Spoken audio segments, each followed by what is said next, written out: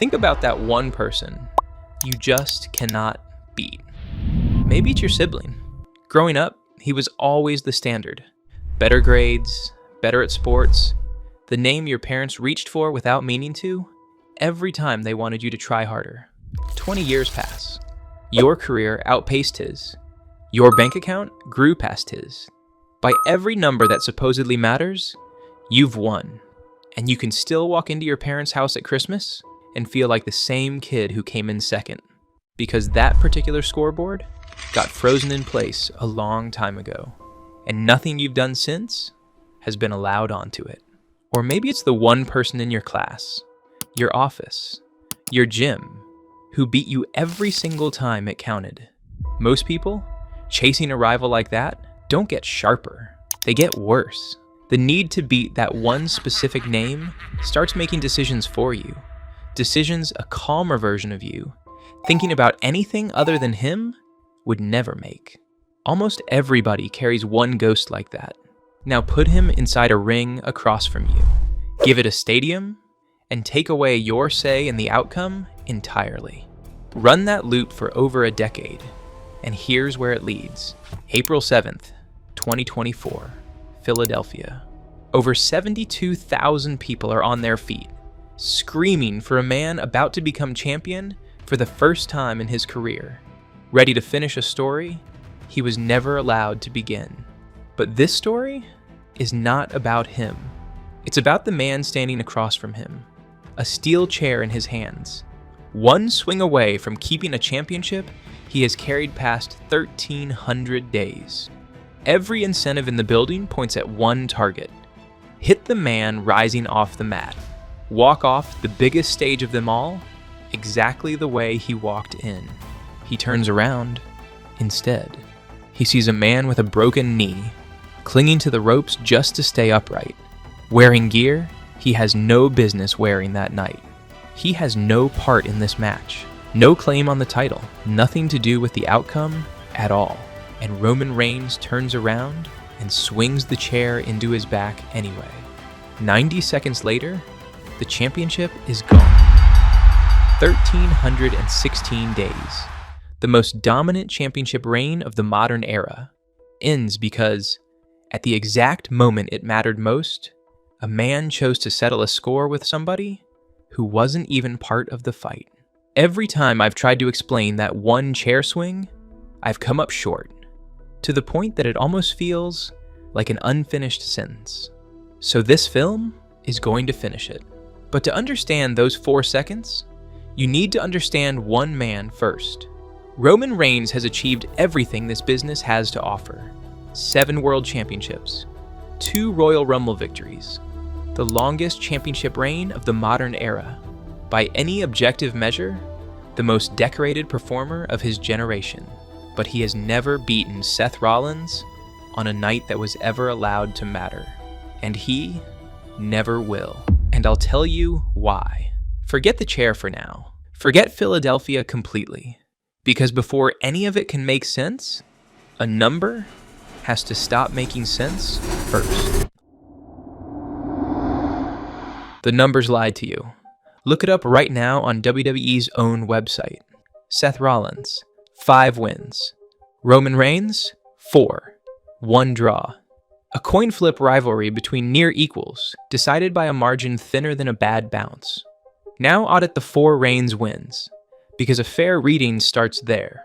September 15th, 2014, their first ever singles match, roughly 15 weeks after the Shield ended, not the quick rematch it's often remembered as. Reigns blocks a stomp, hits a spear, wins clean. Late December 2014, he wins again, by disqualification, when the finish arrives from outside the ring. July 2015, a 3rd win, another disqualification, the champion's bodyguard swarming the ring the second a spear gets loaded. And May 29th, 2017, Reigns pins him in the middle of the ring one more time, cleanly. 4 wins. Now, look at what they share. Every one happened on free weekly television. Every one happened with no championship attached, including 2015, when Rollins held the title, and the title was carefully kept out of the match. 2 of the 4 ended in disqualification, the finish wrestling uses when it wants a fight to happen, and mean nothing the next morning. And none of the 4 has ever been mentioned again by anyone on any broadcast in over a decade. There is no video package on Earth built around May 29, 2017. Ask the most devoted fan of either man to describe that match. Watch the face go blank while it searches for a file that was never saved. Now, the other column.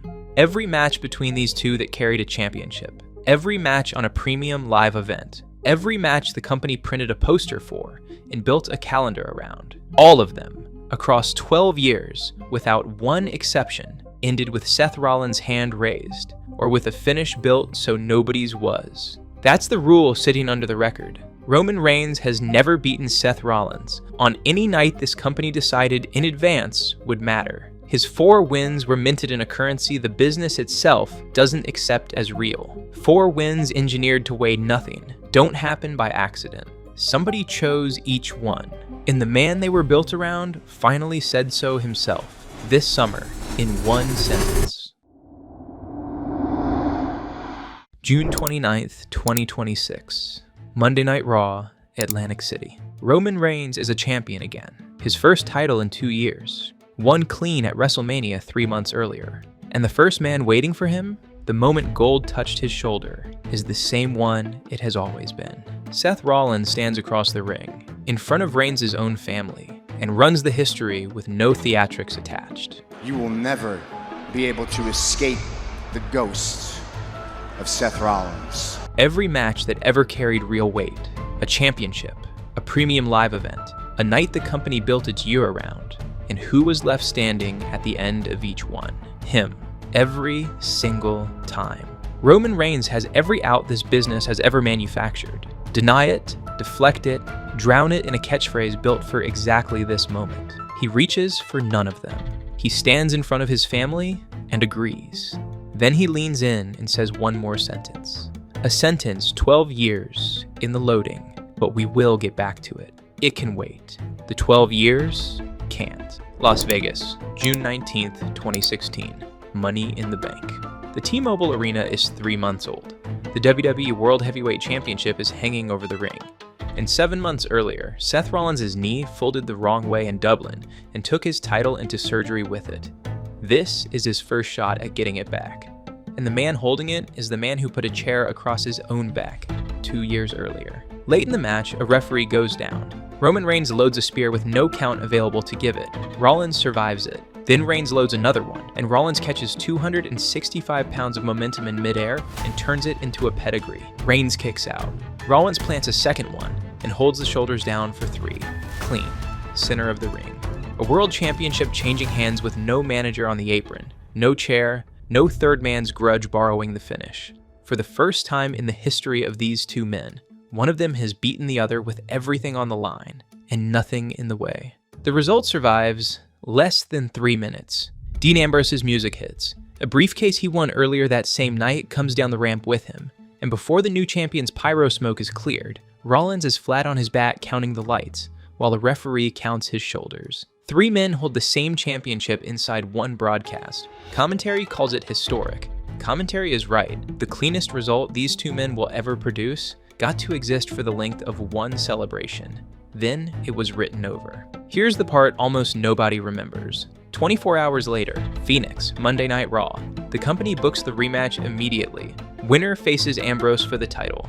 17 minutes in, Reigns spears Rollins clean through the Spanish announce table, and neither man answers the referee's 10 count. Double count out. No winner. There is no winner. The only draw in the entire 12-year rivalry, produced the very next night after the only clean championship fall either man ever scored on the other. 26 hours, 2 matches. On Sunday, a clean result was permitted to happen, then buried under a bigger story before anyone finished celebrating it. On Monday, handed a second clean chance. The people who script every finish in this business picked the one outcome where nobody wins at all. There's real-world context worth being honest about. Within days of that weekend, it surfaced that Roman Reigns had violated the company's wellness policy. A 30-day suspension was coming. The cleanest fall in this rivalry's history, in all likelihood. only happened because the man taking the loss was about to vanish from television, and the title needed moving. Even the one exception had a reason, and the reason had nothing to do with settling anything between these two men. And notice what losing it cost Seth Rollins. Nothing. He didn't need that win any more than he'd need the 4 Reigns would eventually collect on ordinary nights. He'd already collected the only win that counts, 2 years earlier. If Vegas showed you how quickly a clean result can be erased, 2019 shows you something almost the opposite. A result that follows the rulebook to the letter and still tells you exactly where you are. October 11th, 2019. 1 week into SmackDown's new home on Fox. A draft stakes match. Rollins, the reigning Universal Champion representing Raw. Reigns representing SmackDown. Whichever man wins hands his entire brand the first pick of the draft. Late in the match, history repeats itself with eerie precision. Reigns loads a spear. Rollins reads it, catches it in motion, and converts it into a pedigree. The exact counter that won him Las Vegas 3 years earlier. This time, Reigns kicks out. And then the lights die completely. Bray Wyatt's Fiend surges up through a trapdoor cut into the mat, clamps a mandible claw onto Seth Rollins, and drags him down under the ring, like the building itself came to collect him. Here's what should give you pause about what happens next. Not because it breaks any rule, but because of how cleanly it follows one. Wrestling has an old, reliable convention for exactly this situation. When a competitor gets jumped by an outside party mid-match, the man who got attacked is awarded the win by disqualification, whoever the attacker happens to be aligned with. The Fiend was Rollins' problem, not his ally. The Fiend attacked Rollins. By the book, Rollins wins. The ruling, announced when the broadcast came back from commercial, Seth Rollins wins by disqualification. Roman Reigns loses. That's not the sport breaking its own logic. That's the logic doing exactly its job, which is what makes it worth sitting with. Roman Reigns didn't get out-wrestled that night. He didn't make a mistake, get caught cheating, or lose a fair fight on his own terms. A monster that had nothing to do with him attacked a man he happened to be standing across the ring from, and by a rule that exists to protect fairness, Reigns absorbed the loss anyway. The record doesn't care that he did nothing to earn it. It only cares that his name is the one attached to the loss. Whatever is actually true about what's between these two men, it doesn't require anyone to cheat, script, or bend a single rule to keep collecting against Roman Reigns. Correctly applied, by the book, it still finds him. That's a harder thing to argue with than a conspiracy, and a worse one to live inside. November 2012. 3 unknowns in black come through the crowd, uninvited, and for a year and a half, nobody solves them. Seth Rollins is the mind, the one who sees the whole board before anyone else knows a game is being played. Dean Ambrose is the chaos, half feral, impossible to plan around. Roman Reigns is the hammer. Together, they are the most protected act in the company. Mercenaries bound by something the business rarely produces and never knows what to do with: actual trust. June 2nd, 2014. The Shield has just swept Evolution without losing a single man. Roman Reigns stands in the ring, believing the war is over. Then the chair. Twice. Across 2 backs that trusted it wouldn't. 4 seconds of action. A vest dropped on the mat. What the business owed him next was its oldest story: the wronged man chasing the traitor, until he catches him in front of everyone. Every promotion alive can build it blindfolded. Watch what got built instead. September 2014. The first pay-per-view match after the betrayal never happens at all. Reigns goes down with an incarcerated hernia the night before Night of Champions and into emergency surgery. And Rollins walks to the ring the next evening and claims a forfeit over a man lying in a hospital bed. December. Outside interference. Disqualification. March 2015. Watch the tape closely, because retrospectives still misfile this one as a clean Rollins win. Kane buries a chair in Reigns' ribs behind the referee's back. Reigns kicks out anyway. Fights through the champion's entire security detail alone. Counters a stomp into a Superman punch. And has the match won, until Randy Orton, settling a grudge that has nothing to do with either man in the ring, reaches under the bottom rope and grabs Reigns by the ankle. Rollins folds him up. 3 count. 27 days later, WrestleMania 31. Rollins cashes in a briefcase in the middle of Reigns' championship match with Brock Lesnar, and converts a coronation 2 years in the making into a 3-way robbery. Commentary brands the heist of the century before the pyro finishes. Look past the theft at what it actually accomplished. It handed Rollins a WrestleMania pinfall over Reigns, while guaranteeing the pinfall could never be read as an answer to anything, because Reigns had already spent 15 uninterrupted minutes trading everything he had with Brock Lesnar before Rollins' music ever hit. This is brilliant! 5 meetings in 14 months. The betrayed man never got his chase. The traitor never got caught. And what that cost him didn't stay inside those 14 months. It followed him for years. Here's the part this story usually rushes past, and it shouldn't, because it's the actual reason any of the rest of this matters. Roman Reigns was denied the one thing that would have explained him: a finished reckoning with the man who put a chair across his back. He gets a coronation instead. A Royal Rumble win handed to him in Philadelphia in 2015, while the crowd is still furious about who got eliminated to clear his path. He's pushed to the top of the card, missing the exact foundation that would have made the push make sense. The audience feels the gap, even when nobody backstage can name it. For close to 3 years, they make him pay for that gap. Signs get confiscated at the door before fans can even reach their seats. The official website quietly retouches photographs to soften the boos on his face. Arena microphones get muted mid-broadcast, so the rejection doesn't reach the audience at home clean. One wrestling journalist writes, without exaggeration, that the company is fighting a war against its own fans just to keep this man on top. The most respected voice in the sport calls him, at that specific moment, the least over headliner WrestleMania has ever produced. And when Rollins steals the finish in Santa Clara, Reigns' own father, a Hall of Fame wrestler who has spent 40 professional years learning not to react like this, reportedly can't stop himself for a few seconds, furious enough that younger relatives have to hold him back. Sit with what that actually is. 3 years of a stadium full of strangers telling one specific man, night after night, that he hasn't earned what he's holding, because the one story that would have proven otherwise, beating the man who broke the group first, got quietly removed from the schedule before it could happen. That isn't a booking inconvenience. That's a young man absorbing collective resentment for a wound somebody else opened, and somebody else refused to let him close. Hold on to that, because it's the real foundation for everything that comes next, not a metaphor about ledgers. 3 real years of a man getting booed for something that was never his fault to begin with.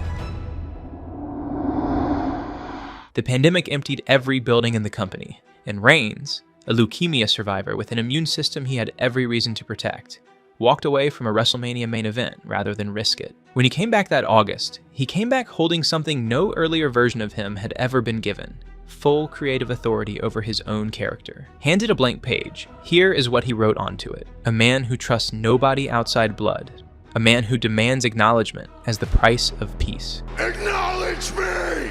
A man who treats loyalty as a standing test everyone eventually fails, and structures his entire operation so that failing it costs the person everything they had.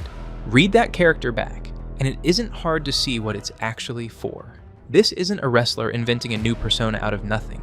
This is a man building a wall around the exact spot where he already got hurt once, and around the 3 years of public humiliation that followed it, so that neither can ever happen to him again. The Tribal Chief isn't a character, it's an exorcism, an attempt to bury June 2nd, 2014, and everything it cost him afterward, under enough armor that the ghost finally stops finding him. For a year and a half, the exorcism appears to work. Kevin Owens, Daniel Bryan, Edge, Cesaro, John Cena, Brock Lesnar. Some came for gold, some for revenge, some for pride. It didn't matter. One by one, they broke against the walls, and the Universal Championship stopped being a prize and became a piece of the architecture. Then, in January 2022, the one man alive who knows exactly where the wound is came to test the walls in person. Royal Rumble, St. Louis. Rollins arrives dressed in gear he has no business wearing anymore. The vest, the cargo pants, the walk down through the crowd, the entire 2013 costume of a brotherhood he personally ended. Before the bell, he offers the champion a fist bump, and the camera catches something genuinely rare: the most controlled performer of his generation, visibly unable to decide what to do with his own open hand. The finish is the whole match. Reigns traps Rollins in a guillotine choke. Rollins reaches the ropes. A clean, legal escape. The referee counts toward 5, the number at which a champion releases the hold or forfeits the match. And Roman Reigns, 13 months into the most dominant run of the modern era, holding every advantage, needing only to open his hands to keep walking toward a clean defense, refuses. Disqualified. On purpose. He keeps the championship on a technicality, loses the match on the books, and takes a steel chair to Rollins' spine, over and over, screaming, restaging June 2nd, 2014 with the roles reversed, in front of 40,000 people who came for a wrestling match and got a confession. That's the exorcism failing in real time. 4 years of walls. And the one man they were built to keep out walks up, offers his hand, and every ounce of the armor turns out to have been built to prevent a repeat, never to undo the original.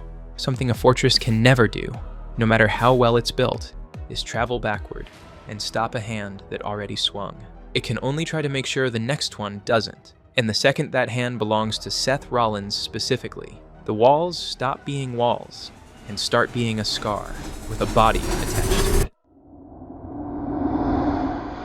January 2026. Roman Reigns wins the Royal Rumble, his first since the coronation that started a war with his own crowd a decade earlier. And the road to WrestleMania 42 opens in front of him with a World Heavyweight Championship at the end of it. The belt is around CM Punk's waist, and how it got there starts 11 months earlier, in the wreckage Philadelphia left behind. February 1st, 2025. The Royal Rumble match. 30 men, 1 ring, and Reigns and Rollins find each other anyway, locking in so completely on eliminating one another that CM Punk dumps them both out from behind in a single motion. Rollins answers by curb stomping a defenseless Reigns into the ringside floor, repeatedly, putting him off television for 6 weeks. Reigns answers the answer, returning mid-cage match in March to spear and stomp both Rollins and Punk, then 11 days later in Bologna, driving a set of ring steps into Rollins' skull. WrestleMania 41's main event arrives as a triple threat, with no championship attached at all. 2 moments inside it matter more than the result. The first, mid-match, Rollins offers Reigns the Shield's triple powerbomb, one last time. The single gesture with any real power to close the 2014 wound from the opposite direction. Reigns agrees, lets 50,000 people believe it, and at the exact moment of execution, punches Rollins in the face and powerbombs both opponents himself. It's worth asking what it actually costs a person to be handed a genuine chance at reconciliation and choose instead to weaponize it, because accepting it would have meant admitting the wound could close, and some part of him isn't ready to let it. The second moment is the finish. Paul Heyman betrays CM Punk first, feeding him to Reigns, who takes the chair to Punk without hesitation. Then Heyman points at the downed Seth Rollins and orders Reigns to swing again, a chair in his hands, Rollins unconscious at his feet. Explicit permission to perform June 2nd, 2014 in reverse, on the grandest stage this business owns. He stalls. Whatever moves through him in that second, he does not swing. The stall is the opening. Heyman's second low blow lands on Reigns. The chair goes to Rollins, and a stomp makes Seth Rollins the only man alive to pin Roman Reigns at 2 different WrestleManias. That fall, an injury with nothing theatrical about it, takes Rollins off television for real, and in November, he relinquishes the World Heavyweight Championship without ever being beaten for it. Punk wins the vacancy, relinquished, never beaten. 2 words with an entire ending folded inside them, which brings both roads to the same building. Las Vegas, WrestleMania 42, and this argument to the place where it either proves itself or dies. It proves itself. Because there's one honest objection to everything so far. Maybe Roman Reigns simply can't close out deep rivalries. Maybe this is a universal limitation, and Seth Rollins is just the most visible example of it. 2026 ran the experiment that answers it. At WrestleMania 42, Reigns challenged CM Punk for the World Heavyweight Championship, and everyone watching understood exactly what that match was carrying, because the weight was real, arguably realer than anything in the Rollins history. Punk's 2014 podcast, recorded weeks after he walked out of the company, contained the criticisms of a green, overprotected Roman Reigns that fans weaponized against him for years afterward. It's me versus the Shield 3-on-1. This is the most pushed 3 guys since like Bobby Lashley. They're like, you're going over. And I was like, okay. And they grab me and they stress, but you got to make Roman look really, really strong. Reigns has said flatly on live television that he hated the man for the damage those words did to his career. Best Friends podcast, running your mouth, making my life harder than it ever should have been. A 12-year grievance with documented real-world roots. Reigns publicly staked his career on the outcome, telling reporters before the match that a loss meant he'd leave the company. 33 minutes and 57 seconds. Punk throws everything he owns. Reigns kicks out of every piece of it, and when Punk's own body finally gives out mid-lift, Reigns spears him once, stares him down, spears him again, and pins him, clean, in the exact center of the ring. Clean, from bell to bell. A 7th World Championship, won by closing a deep, personal, decade-old grievance, with a period so final, the company built its entire spring around it. That match is the control experiment this rivalry never wanted to run, and the finding is brutal in its simplicity. Roman Reigns is fully, demonstrably capable of ending things, when the thing being decided is a wrestling match. Handed a rivalry of equal weight and arguably deeper real-world animus, he produced a clean, final, maximum stakes result, and let it stand. Which tells you exactly what kind of problem Seth Rollins is, and what kind he isn't. Wrestling problems get solved by wrestling. Whatever sits between Reigns and Rollins refuses those tools, because it was never inside a ring to begin with. It's inside 4 seconds from 2014, and a spear can't reach backward that far. Then the file reopened itself, and gave the game away twice. First, the belt. Seth Rollins won the championship Roman Reigns holds right now in August 2025, and never lost it. WWE's own promotional copy for SummerSlam says so in his many words, calling it the title he was forced to relinquish and never lost. Punk won the vacancy Rollins' injury created. Reigns beat Punk, which means the title on Roman Reigns' shoulder arrived there through a chain of custody in which Seth Rollins was never once defeated.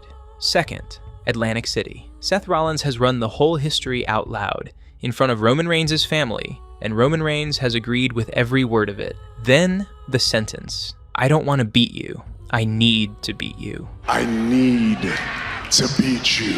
Measure the distance between those two verbs. Wanting is what a competitor feels about a rival he respects. Needing is what a person feels about something they can't put down. And need is involuntary. The moment you need a result, you've already admitted the result owns you. Almost a century ago, the psychologist Bluma Zygarnik documented that an unfinished task grips the mind with a persistence a finished one never achieves. The loop generates tension until it closes, and only until it closes. Roman Reigns did not sound like a man selling a match. He sounded like a man describing a condition he's had for 12 years, and only just found the right word for. Which brings us to Minneapolis. SummerSlam is being sold as the ending. 14 years in the making. Finally settled, under a stadium roof, in front of the biggest crowd either man has ever performed for. So run the best case scenario before the bell even rings. Say Roman Reigns gets everything. A clean pin, center of the ring, nothing touching the finish. Every condition this rivalry has ever been missing, finally present in the same match. It wouldn't matter. You've already seen the closest version of this ending that reality allows. A clean win doesn't touch what's actually broken here, because what's broken was never inside a wrestling match to begin with. A clean pin over Seth Rollins in Minneapolis would prove exactly what a clean pin over CM Punk already proved 4 months earlier. That Roman Reigns can end a wrestling match. It would prove nothing about the one thing this whole video has been about, because that thing has been sitting inside 4 seconds from June 2nd, 2014. 3 brothers, Plan B, the chair swinging twice at two backs that trusted it the most, and it only ran once. No rematch, no appeal. 7 championships, a record-length reign, a Royal Rumble twice over. All of it arrives after the fact. And after the fact is exactly where it stops counting. There's an older myth, a man chained to a rock. And every day a bird comes and opens the same wound again, because the wound was built to heal exactly enough to be reopened. Roman Reigns has spent 12 years healing exactly that much. Every clean win closes it just enough for June 2nd, 2014 to find it again. Minneapolis is just tomorrow's visit from the same bird. He'll step into that ring in Minneapolis, and he may well win. This was never a fight. An injury with a rematch clause the calendar keeps offering him anyway, year after year, as though enough championships might reach back through time and stop a hand that already moved. Roman Reigns will spend the rest of his career trying to beat Seth Rollins, but Seth Rollins has already won permanently in 2014. In 4 seconds, neither man recognized as a full stop. Minneapolis is just Roman Reigns still trying to finish a sentence that Seth Rollins has already closed.